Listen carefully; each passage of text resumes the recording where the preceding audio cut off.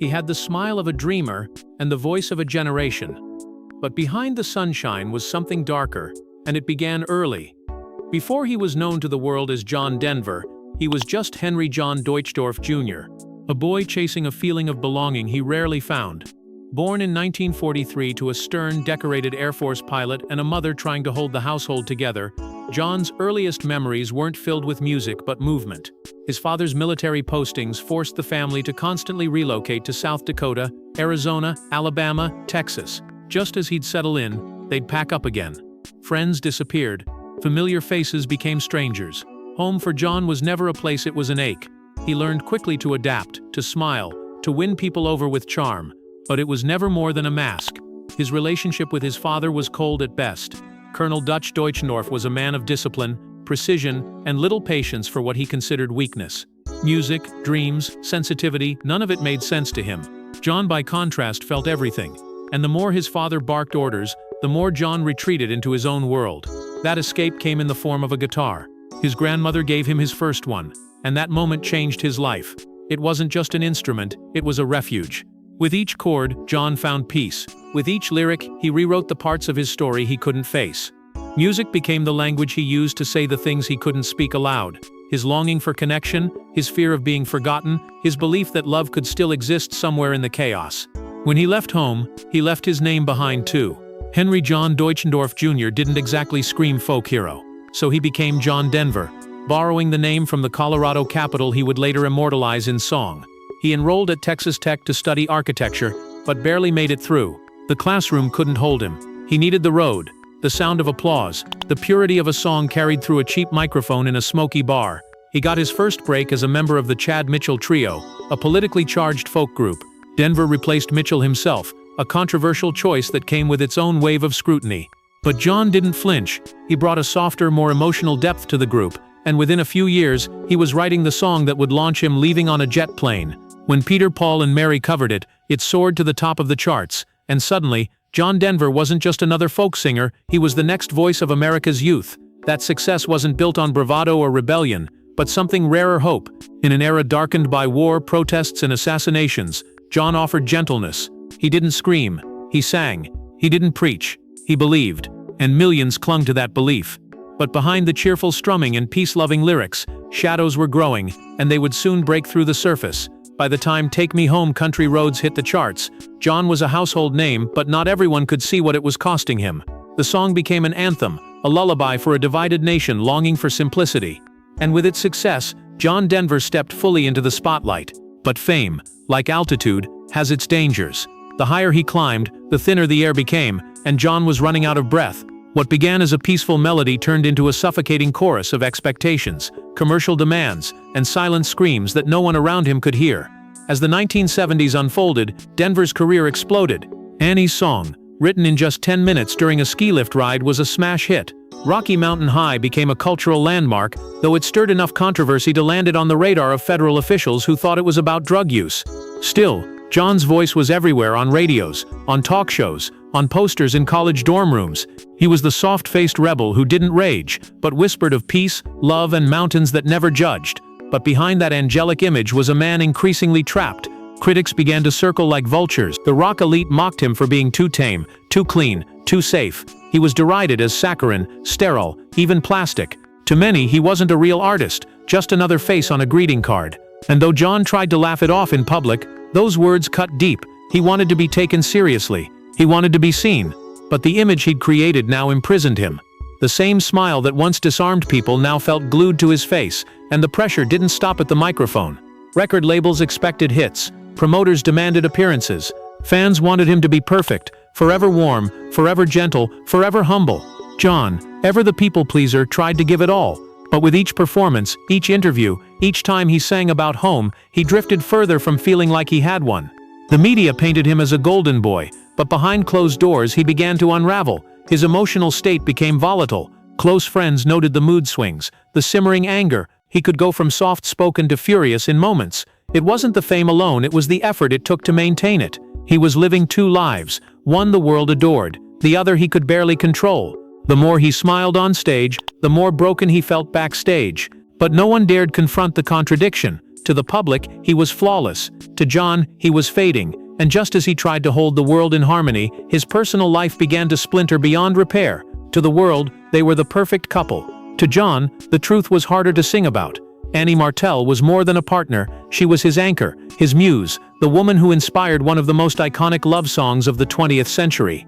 When Annie's song poured out of him in a moment of pure emotion, it painted a portrait of a man deeply in love, grateful, and reformed. But the song was a snapshot, not the full story. The real John and Annie were already fighting storms behind closed doors, and no melody, no matter how beautiful, could drown out the growing silence between them. Their love began in simplicity. Annie met John before the world claimed him, back when he was still that boy searching for meaning through music. She was gentle, thoughtful, and patient, everything John thought he needed. But as his fame grew, so did his inner turbulence. The demands of celebrity, the strain of expectations, and his own gnawing insecurities began to poison the foundation of their marriage. John wanted control not just of his career, but of the world around him. And when the world refused to bend, he turned inward, and often turned on those he loved most. Annie became the quiet witness to his unraveling. While fans saw a smiling golden-haired star, Annie lived with the man who grew more volatile by the day. John had a temper, and it wasn't hidden in hindsight. In his own words, he later admitted to violent outbursts, even acknowledging moments of physical aggression. One chilling story involved him cutting their bed in half with a chainsaw during an argument. Others close to the couple described his controlling nature, and his need to dictate everything, from Annie's daily choices to how she expressed her own opinions. But perhaps the most haunting part of their story was Annie's silence. For years she endured it all quietly, protecting John's image while sacrificing her own well-being. In later interviews after their divorce, she revealed the emotional wounds of how she had been diminished, overshadowed, even frightened. She described a man who could be charming one moment and frightening the next, and yet she never spoke in anger, only in heartbreak. By the early 1980s, the fractures could no longer be ignored. Annie filed for divorce in 1982, marking the end of a relationship that had once promised forever. For John, the loss cut deep. He would never truly recover from it. He sang about love, but he couldn't hold on to it. He wanted peace, but he lived in emotional warfare. The man who wrote "You Fill Up My Senses" had emptied the trust that once held them together. But it wasn't just his marriage that was falling apart. John was unraveling in more ways than one. Beneath the environmental activism and love songs, John Denver hid a secret that would shatter the image fans clung to. For years he stood as the voice of nature, of peace, of gentleness. But there was another John, one who rarely emerged in interviews, one carefully shielded from cameras. This John was angry, explosive, wounded. After the collapse of his marriage, his pain stopped hiding. He no longer had Annie to absorb the storm. What came next wasn't the redemption of a broken man, but the unraveling of an icon. John Denver was not just battling the media or public scrutiny, he was at war with himself. The emotional turbulence that once crept beneath the surface now erupted. Friends began to distance themselves. Collaborators found him harder to work with. His mood swings became unpredictable, his behavior erratic. And in a move that shocked even those closest to him, John began to reveal the darkness himself. In his autobiography, he didn't shy away from the truth, he confronted it. He admitted to violent outbursts, to destroy furniture in moments of rage, to using a chainsaw to cut up his marital bed after an argument. The man who once wrote "Sunshine on My Shoulders Makes Me Happy" was now confessing to acts of fury no one could reconcile with his music. His film career exploded in the late 1950s, with movies like April Love, Bernardine, Journey to the Center of the Earth, and State Fair. These weren't fringe projects or forgettable flicks.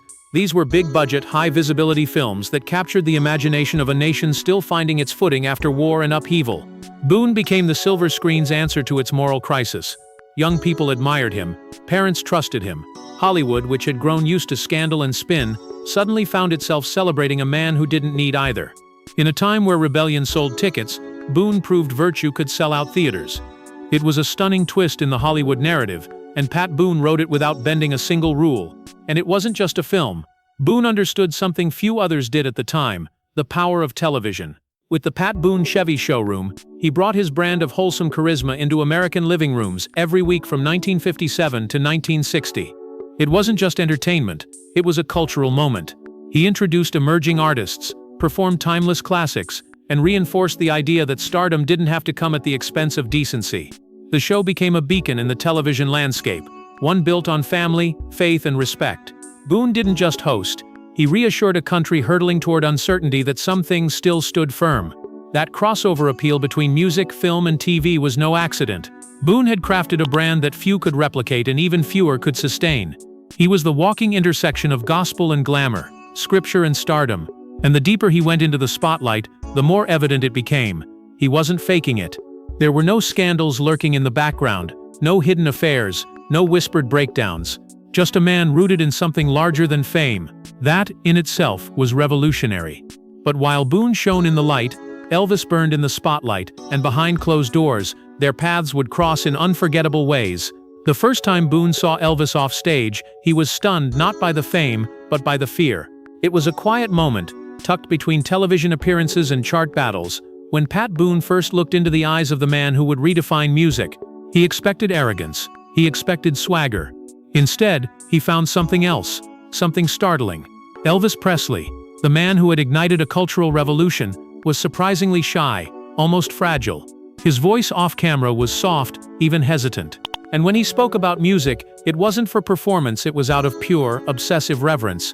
Boone immediately understood that Elvis wasn't a gimmick or a marketing creation. He was something raw, something real. And beneath the rhinestones and rebellion, he carried the weight of expectation like a man drowning in velvet chains. Their early interactions weren't frequent, but they were unforgettable. They crossed paths at recording studios, on sound stages, and at industry events where the lights never really turned off. The media tried to pit them against each other, framing Boone as the moral compass and Elvis as the megantic outlaw. But behind the scenes there was no shouting match, no heated standoff. There was something far more complex, unspoken tension wrapped in reluctant admiration. Boone could see the brilliance in Elvis, so much so that it sometimes unnerved him. Elvis could feel Boone's unwavering values, and though he never said it aloud, he respected them. They were reflections of two American archetypes colliding under the same spotlight, struggling to stay human in a world demanding gods. Boone would later confess that there was a heaviness in Elvis's presence, a sadness hiding behind the swagger. While fans screamed and cameras flashed, Elvis seemed to float somewhere above it all, disconnected from the very adoration he inspired. Boone recognized that look. It was the silent plea of someone who'd already seen too much and couldn't ask for help. He didn't view Elvis as a rival. He saw him as a gifted, haunted man, quietly drowning in his own legend. They didn't exchange long letters or become lifelong friends, but there were late-night phone calls, backstage conversations, and mutual acknowledgments that went deeper than the media ever understood. Boone wasn't blinded by the image. He saw Elvis as a soul in crisis, brilliant, aching, and alone. And that's what made the so-called rivalry so tragic. Because while fans chose sides, Boone and Elvis were navigating the same storm, just on different ships. Boone had structure, faith, and a roadmap that kept him grounded. Elvis had chaos, charisma, and a future that no one knew how to save. Boone never envied Presley's fame. If anything, he feared it. Because behind the flashing lights, he saw a man who had everything except peace. And even then, Boone couldn't shake the feeling that the real Elvis, the one stripped of the leather, the glare, the godlike stature, was someone the world would never truly know. As their fame surged, their lives diverged, one toward faith, the other toward inner darkness. Elvis chose fire, Boone chose light, but both paid a price for their path. As the world divided them into archetypes, the rebel and the saint, Pat Boone and Elvis Presley walked the same stage under vastly different lights. Boone, fortified by scripture and a moral compass that never wavered, leaned deeper into his faith as the spotlight intensified.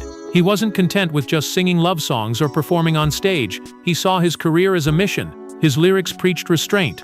His books, like Twixt 12 and 20, spoke directly to the souls of American teenagers caught between innocence and rebellion. And his voice, whether on stage or on the page, became a beacon for families searching for guidance in a time when the culture around them was unraveling. But conviction came at a cost. Boone was labeled old-fashioned, sometimes even naive. Yet he pressed on, not for popularity, but for purpose. Elvis, on the other hand, couldn't afford such clarity. His fame was meteoric, his persona explosive. Every movement, every growl, every defiant lyric was interpreted as a challenge to the status quo. America called him the king of rock and roll, but behind that crown was a man at war with himself. Boone watched as Elvis embraced a sexuality that thrilled audiences and terrified institutions. He saw the glimmer of greatness in every performance, but also the shadows creeping in behind the stage. Boone didn't condemn it. He understood it. Because while Elvis projected fire, Boone sensed something even more dangerous beneath the surface: emptiness. A void Elvis was desperately trying to fill. Fame gave him everything, but it stripped him of stillness. And without that, peace was impossible. Years later, Boone would speak openly about what he believed Elvis was truly seeking. Not more fans, no more hits, but something eternal, something sacred. Boone believed, with quiet certainty, that Elvis was searching for God, not in church pews or gospel choirs, but in the desperate energy of performance, in the intensity of connection with an audience, in the brief flickering moments when applause could drown out his own demons. Boone saw the signs of the fascination Elvis had with spiritual themes, his brief forays into gospel, the way his eyes looked just a little too lost when the curtain fell. Boone never doubted that Elvis knew the language of faith, but he also believed Elvis never found the time or the space to let it truly anchor him. The contrast between their lives became painfully clear as the years unfolded. Boone was writing devotionals while Elvis was writing prescriptions. Boone was speaking to youth groups while Elvis was trapped in hotel suites lined with pills and paranoia. They were both icons, both legends. But the paths they chose, or perhaps the paths chosen for them, were destined to yield very different outcomes. Boone didn't celebrate the divergence, he mourned it. Because no matter how different their styles, their beliefs, or their images, Boone never saw himself as separate from Elvis. He saw him as a brother, a fellow artist trying to hold on to his soul in a world that constantly tried to take it. And as Elvis's world spiraled into addiction and tragedy, Boone watched in helpless silence. Boone never forgot the last time he heard Elvis's voice and what it didn't say. It wasn't on stage or through a microphone that the sound etched itself into Boone's memory. It was quiet, muted, a call that lacked the fire, the conviction, the brilliance that had once defined the king of rock and roll. And that silence spoke volumes. To Boone, it wasn't just the erosion of a voice, it was the fading of a spirit. By then, Elvis was no longer the thunderous force who had turned American culture upside down. He was worn down, exhausted, trapped by his own myth. The eyes that once lit up rooms now looked past people. The smile, once iconic, was forced. Boone didn't need a headline to know the truth. He could feel it. Elvis was slipping away. As the years wore on, Boone watched the unraveling with helpless sorrow. He saw the transformation not as a sudden collapse, but a slow, agonizing descent into loneliness and dependency. The drugs, the late nights, the self-imposed isolation, it was as if Elvis had been building a wall between himself and the world that once adored him. And the tragedy wasn't just in the excess, it was in the emptiness that followed. Boone, who had chosen the path of faith and accountability, couldn't ignore the possibility that things could have ended differently. He wondered, what if someone had reached him in time? What if someone had pushed past the fame, past the fear, and offered real friendship? Not a manager, not a yes man, but someone who spoke truth, who offered stillness, who reminded Elvis of his worth beyond the stage. That question haunted Boone, because he knew he could have been that person. They shared more than music, they shared moments. And yet Boone had held back. He had assumed Elvis had people. He had assumed Elvis didn't want saving. But now, in retrospect, he saw it differently. The signs were all there. The longing, the spiritual confusion, the ache beneath the glamour. Boone remembered the quiet moments, the unspoken vulnerability in Elvis's voice when he talked about purpose, about peace. He longed for it. Boone later admitted, for peace, for love, for rest. But he was surrounded by noise. There's a particular kind of regret that only time can carve, a regret that lingers not because of what was done, but because of what wasn't. Boone carried that burden with grace but never denial. He knew his legacy was built on faith, and yet even within that clarity, he recognized a missed opportunity, not to save Elvis's career, but maybe to help save his soul. And that realization never left him. It echoed through his later interviews, his writings, his memories. Boone didn't need to fabricate a rivalry. What he lived through was far more complicated and far more real. He didn't mourn the King's fall as a fan. He mourned it as someone who had stood close enough to see the pain, but not close enough to stop it. And perhaps that longing stayed with Boone too, until he found a way to honor Elvis one last time. While Elvis became a myth, Pat Boone remained a man of principle, and that made all the difference. In an era where artists burned bright and burned out, Pat Boone did something radical. He endured. Not through scandal, shock, or reinvention by scandalous reinvention, but through consistency, through discipline, through unwavering belief in who he was and what he stood for. While Elvis's legacy became a glittering shrine to tragic genius, Boone's became a blueprint for lasting relevance without self-destruction. For 220 consecutive weeks, Boone had at least one single on the US charts, a staggering achievement that no other artist of his era, not even Presley, could match. It wasn't just success, it was stamina.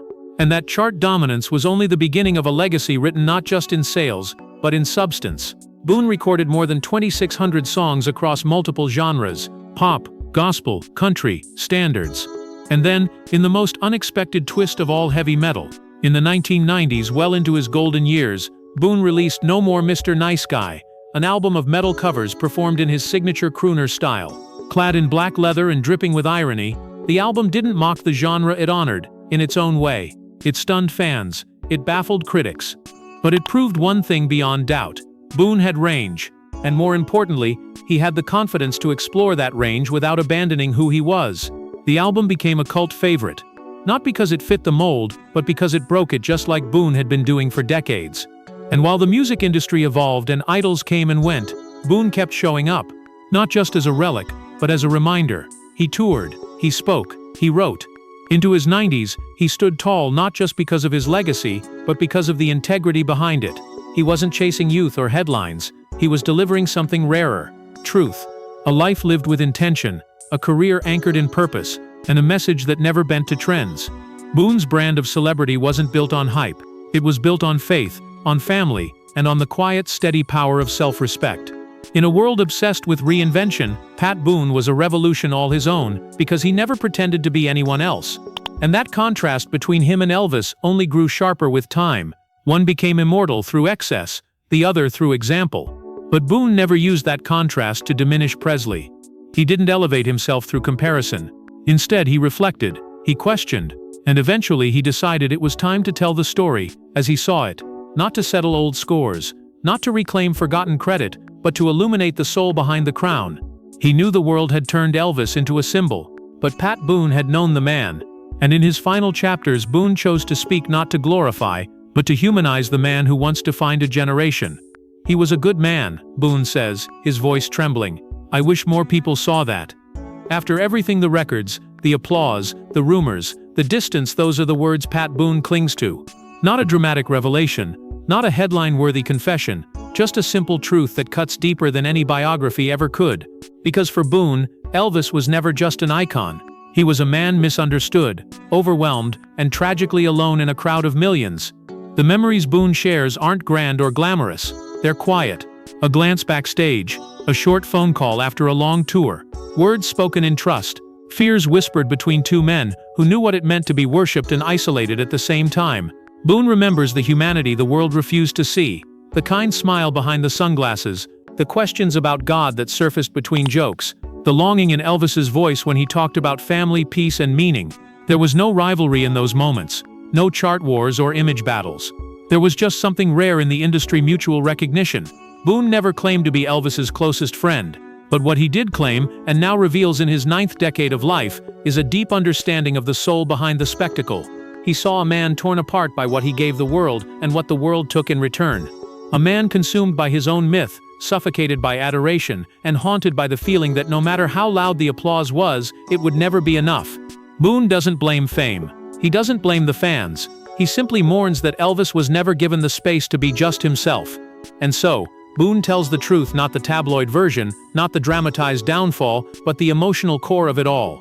He tells it as someone who lived through the same era, who stood on the same stages, but who chose a different road and watched the toll from afar. His words carry no judgment, only compassion. Because Boone knows what the weight of being larger than life can do to a man. And in choosing to speak now, after all these years, Boone doesn't just honor Elvis, he redeems him. He reminds the world that behind the rhinestones and headlines was a human being. Brilliant, broken, beautifully flawed. Boone's final truth isn't a revelation, it's a reckoning. Not just for Elvis, but for every artist lost in the glare of greatness. It's a plea to remember that legends are still people, that fame doesn't make you invincible, it makes you vulnerable in ways the world rarely forgives. And in that quiet truth, spoken at 91, Pat Boone gives us a rare gift, the chance to see Elvis not as a legend, but as a man who tried, who struggled, and who mattered. Thanks for watching, and we will see you in the next one.